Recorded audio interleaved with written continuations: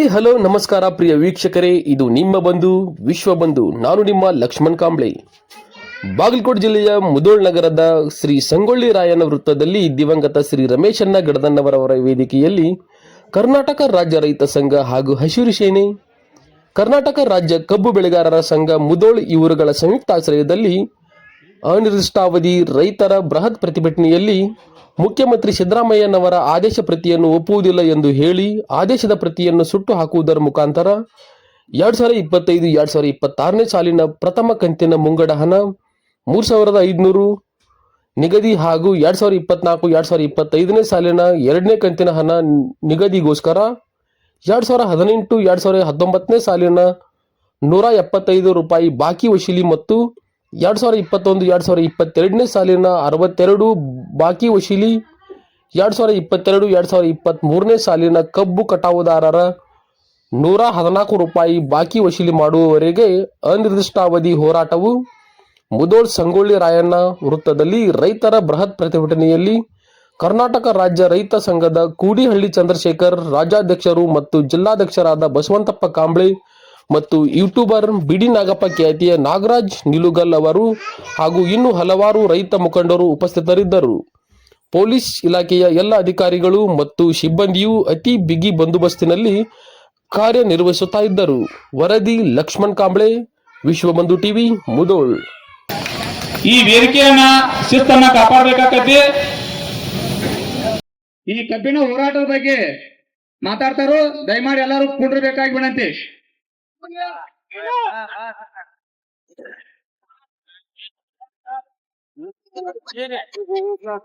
ಕಾಯದೊಳಗೆ ಕಪಟವು, ಜೀವದೊಳಗೆ ಕಳಕಳವು, ಬಾಯಲ್ಲಿ ಬೆಲ್ಲ, ಎರೆಯಲ್ಲಿ ಕತ್ರಿ, ಸಹಜವಿಲ್ಲದವರನ್ನು ದೇವ, ಭಕ್ತರನ್ನೆಲ್ಲ ಬಸವಣ್ಣ, ನಾಡು ಕಾಯುವವನ ಬುದ್ಧಿ, ನಾಡು ಕಾಯುವವನಿಗಿದ್ದರೆ ನಾಡಿಗೆ ಕೇಳೇಕೋ ಬಸವಣ್ಣ.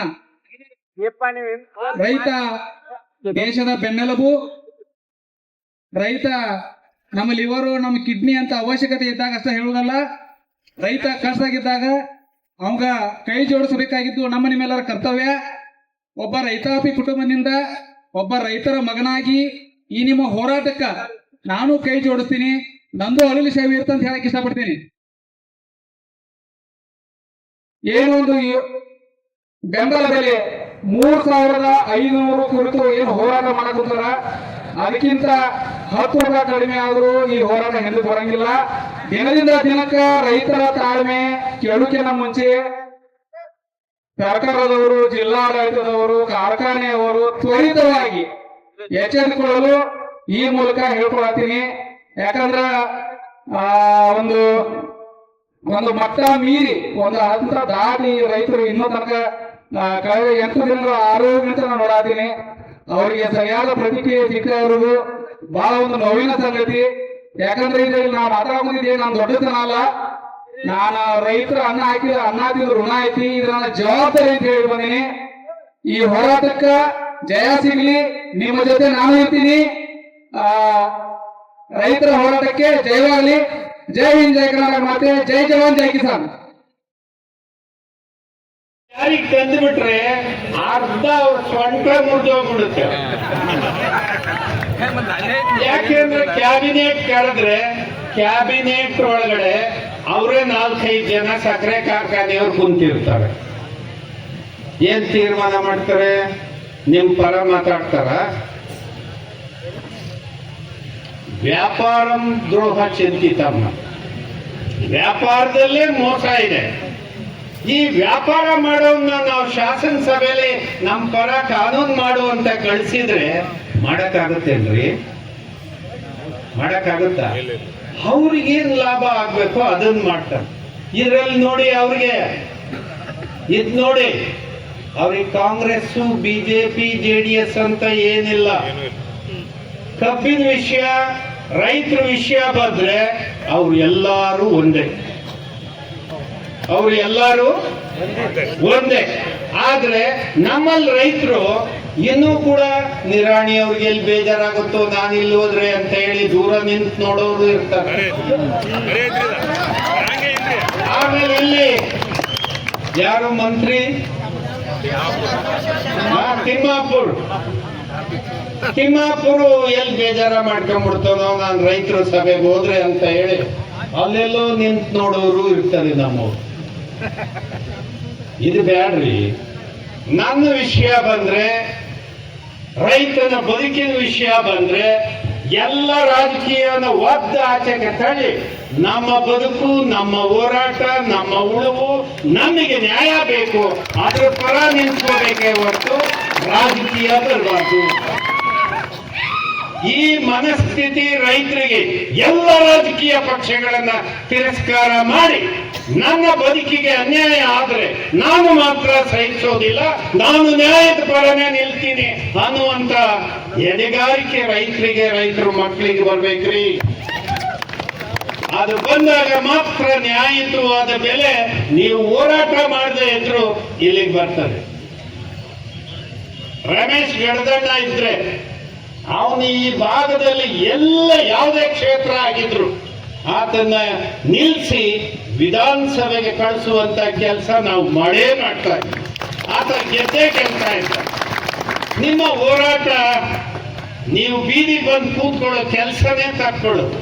ಆ ಕಾರಣಕ್ಕೆ ನಾಳೆಗೂ ಕೂಡ ನಾವು ಆ ದಿಕ್ಕಿನಲ್ಲಿ ಯೋಚನೆ ಮಾಡಿ ರೈತ ಮಕ್ಕಳು, ರೈತರ ಹಿತಾಸಕ್ತಿಯನ್ನ ಬಯಸೋರು ಶಾಸನಸಭೆಗೆ ಹೋಗ್ಬೇಕು, ಲೋಕಸಭೆಗೆ ಹೋಗ್ಬೇಕು. ಇದನ್ನ ಆಲೋಚನೆ ಮಾಡಿ ನಾವು ತೀರ್ಮಾನಕ್ಕೆ ಬರದೇ ಇದ್ರೆ ಬಂಧುಗಳೇ ನಮ್ಮ ಕುಲಕ್ಕೆ ಅನ್ಯಾಯ ಆಗೋದು. ನಾವೆಲ್ಲ ಬೆಳೀತಕ್ಕಂಥ ಎಲ್ಲ ಬೆಳೆಗಳಿಗೂ ಅನ್ಯಾಯ ಆಗೋದು ಆಗ. ಅದಕ್ಕೆ ನನ್ನ ವಿನಂತಿ ಏನಂದ್ರೆ, ಸರ್ಕಾರ ಏನು ಘೋಷಣೆ ಮಾಡಿದಿರಿ ಅದು ಅನ್ಸೈಂಟಿಫಿಕ್, ಯಾವುದೇ ವೈಜ್ಞಾನಿಕವಾದ ಮಾನದಂಡ ಇಲ್ಲ. ನೀವು ಸಕ್ಕರೆ ಕಾರ್ಖಾನೆ ಮಾಲೀಕರ ಹಿತಾಸಕ್ತಿ ಕಾಪಾಡುವ ತೀರ್ಮಾನ ಇದಾಗಿದೆಯೇ ಹೊರತು ರೈತರನ್ನ ಉಳಿಸುವ ತೀರ್ಮಾನ ಇದಾಗಿಲ್ಲ. ಆ ಕಾರಣಕ್ಕೆ ಈ ತೀರ್ಮಾನವನ್ನ ಈ ಸಭೆಯು ತಿರಸ್ಕರಿಸಿದೆ. ಇರೋದಿಲ್ಲ, ಮುಂದುವರಿಯುತ್ತೆ. ಮುಂದುವರಿಸಬೇಕೋ ಬೇಡ? ಬೆಳಗಾವಿ ಜಿಲ್ಲಾಧ್ಯಕ್ಷರು ಶಂಕರ್ ಮತ್ತೆ ಮಾದೇವ್ ಮಡಿವಾಳ್, ರಮೇಶ್ ಎಲ್ಲ ಇಲ್ಲಿದ್ದಾರೆ. ನೀವು ನಾಳೆನ ನಾಡಿದ್ದ ಯಾವತ್ತ ಬೆಳಗಾವಿಯಲ್ಲಿ ಈ ಚಳವಳಿ ಮುಂದುವರಿಸುವ ಕಾರ್ಯಕ್ರಮವನ್ನ ತಾವು ಕೈಗೆ ತಗೋಬೇಕು. ತಗಂತಿರಲ್ಲೋ? ಮತ್ತೆ ನ್ಯಾಯಯುತವಾದಂತ ಬೆಲೆ ಘೋಷಣೆ ಆಗಬೇಕಂತೇಳಿ ತಾವು ದಿನಾಂಕವನ್ನ ಘೋಷಣೆ ಮಾಡಬೇಕು. ಚಳವಳಿಯನ್ನ ಪ್ರಾರಂಭ ಆಗಬೇಕು. ಈಗ ಕಲಬುರಗಿ ಇರ್ಬೋದು, ಬೀದರ್ ಇರ್ಬೋದು, ಚಳವಳಿಯನ್ನ ರಾಜ್ಯದ ಎಲ್ಲಾ ಭಾಗದಲ್ಲಿ ನಾವು ಮುಂದುವರಿಸಲಿಕ್ಕೆ ಈ ಸಭೆ ತೀರ್ಮಾನ ತಗೋಬಹುದಾ? ಅಡಿರಿ ಚಪ್ಪಾಳೆ ಸಿದ್ದರಾಮಯ್ಯ ಕೇಳಿದ್ರೆ ತರ್ರಪ್ಪ, ನೀವು ಮಾತ್ರ ಹಿಂದಕ್ಕೆ ಕುಂತಿರೋರು ಅವ್ರಿಗೆ ಬೇಜಾರಾಗುತ್ತೆ ಅಂತ ಕುಂತಿದ್ರ? ನೀವು ಚಪ್ಪಾಳೆ ಹೊಡಿ. ಕರೆಕ್ಟ್ ಆಯ್ತೀಗ ಮಾನ್ಯ ಸಿದ್ದರಾಮಯ್ಯನವರೇ, ನಮ್ಮಲ್ಲಿ ರೈತರಲ್ಲಿ ವ್ಯತ್ಯಾಸ ಇಲ್ಲ, ಪಂಗಡಗಳಿಲ್ಲ. ಯಾರೇ ಏನೇ ಹೇಳಿದ್ರು ಈ ವಿಷಯದಲ್ಲಿ ನಾವೆಲ್ಲ ಒಟ್ಟಾಗಿ ಪರಸ್ಪರ ಈ ಹೋರಾಟವನ್ನ ಪ್ರಾರಂಭ ಮಾಡ್ತೇವೆ, ಹೋರಾಟವನ್ನ ಮುಂದುವರಿಸ್ತೇವೆ. ನೀವು ನ್ಯಾಯಯುತವಾದ ತೀರ್ಮಾನಕ್ಕೆ ಬರಲೇಬೇಕು. ಸರ್ಕಾರ ಇಂಥ ಅವೈಜ್ಞಾನಿಕವಾದ ತೀರ್ಮಾನವನ್ನ ಬಡಪಾಯಿ ರೈತರ ಮೇಲೆ ಏರೋದ್ರ ಮೂಲಕ ತಾವು ಹೊರಟಿರ್ತಕ್ಕಂಥ ದಾರಿ ಸರಿ ಇಲ್ಲ, ನಾವು ತಿರಸ್ಕರಿಸ್ತೇವೆ. ನಾವು ತಿರಸ್ಕರಿಸ್ತೀವಲ್ವಾ? ಹಾಗಂತ ಹೇಳಿ ನಾನು ಮಾತು ಮುಗಿಸ್ತೇನೆ. ಸಭೆಗಳು, ಮೀಟಿಂಗು, ಪಾದಯಾತ್ರೆ ಇವತ್ತು ಇಲ್ಲಿ ಸಭೆ ಪ್ರಾರಂಭ ಆಗೈತಿ. ಸಚಿವರುಗಳ ಮಾತುಕತೆ ಮಾಡಿದ್ದಾತು, DCM ಚರ್ಚೆ ಮಾಡಿದ್ದಾಗೈತಿ. ಇಷ್ಟೆಲ್ಲ ಚರ್ಚೆಗಳು ಆದ್ಮೇಲೆ ಕೂಡ ಕರ್ನಾಟಕ ಸರ್ಕಾರದ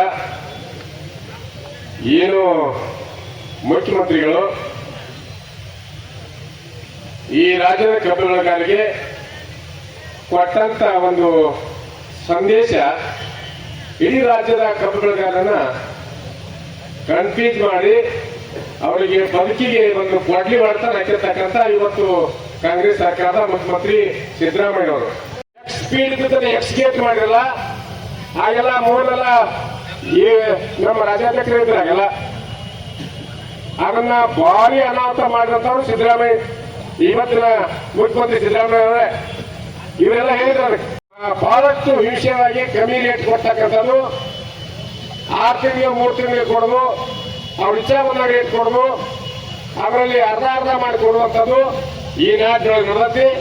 ಆ ದೃಷ್ಟಿಯಿಂದ ಏನು ನಮ್ಮ ರಾಜ್ಯಾಧ್ಯಕ್ಷರು ಮೊದಲ ಒಂದು ಹೋರಾಟದ ನೆಲೆಗಟ್ಟಿತ್ತು ಯಾವತ್ತೂ ಕೂಡ ಅದ ನೆಲೆಗಟ್ಟು ಅದ ನಿಯಮ ಅದ ಶಿಸ್ತಿನೊಳಗೆ ನಾವೆಲ್ಲ ಹೋರಾಟ ಮಾಡ್ತಾ ಇಲ್ಲಿವರೆಗೆ ಬಂದೀವಿ. ಈ ವರ್ಷದ ಬಾಕಿಗಳೇನು 114, 62, 175 ಏನು 3 ಬಾಕಿ ಇದ್ವು ಆ ಬಾಕಿಗಳು ವಸೂಲಾತಿ ಕಾರ್ಯಕ್ರಮ ಮಾಡಿವಿ. ಇನ್ನೊಂದಿಷ್ಟು ಲೆಕ್ಕಾಚಾರ ಕೊಡ್ಬೇಕಾಗಿತ್ತು ಈಗ ಬರ್ತಾರ ಇಷ್ಟು ವಿಚಾರ ಆಗೈತಿ. ಆದ್ರೆ ಈಗ ಸರ್ಕಾರ ಮಾಡಿರ್ತಕ್ಕಂಥ ಈ ವರ್ಷದ್ದೇನು ಕಾಯ್ದೆ ಮಾಡಲ್ಲ ಅದಂತೂ ಭಾರಿ ಅಪಾಯಕಾರಿಯಾಗಿರ್ತಕ್ಕಂಥ ಒಂದು ನಿಯಮ. ಅದು ಅಧ್ಯಕ್ಷರಿಗೆಲ್ಲ ವಿಷಯನ ನಾವು ತಿಳಿಸಿವಿ. ಮತ್ತು ಸರ್ಕಾರ 2014-15 ಏನು ಮೋಸ ಆಗಿತ್ತೋ ಈ ವರ್ಷ ಕೂಡ ಅಂತ ಅನಾಹುತ ಮಾಡೈತೆ ಅಂತ ಅನ್ನೋದನ್ನ ಅಧ್ಯಕ್ಷರಿಗೆಲ್ಲ ಮಂಡಾಟ ಮಾಡಿ ಕೊಟ್ಟಿವಿ.